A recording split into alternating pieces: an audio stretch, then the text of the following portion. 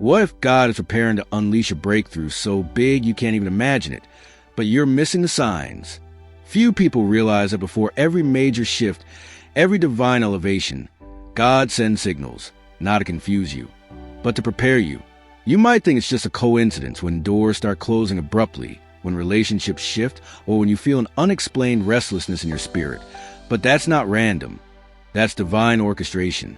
Proverbs 16 verse 9 says a man's heart plans his way, but the Lord directs his steps, and right now, He's aligning you for something greater than your own plans. You'll notice a sudden hunger for His presence, a craving for prayer that feels almost urgent, because the Holy Spirit is secretly stirring you for what's coming. Pay attention when God begins to isolate you, not to punish you, but to position you.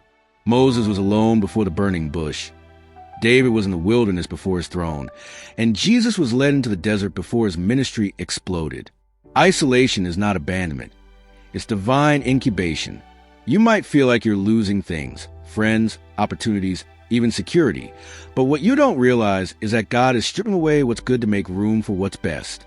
Romans 8 verse 28 doesn't say all things are good. It says all things work together for good, and that includes the delays, the rejections, the silent seasons. Here's the warning. Don't mistake divine preparation for divine denial. When God is about to move, the enemy will amplify distractions, sudden conflicts, old temptations, overwhelming doubt.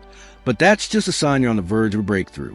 James 1 verse 12 says, "Blessed is the one who perseveres under trial, because when they stood the test, they'll receive the crown."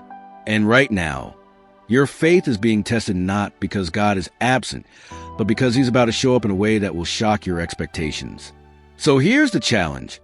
Stop praying for God to bless what you're doing and start asking Him to align you with what He's doing.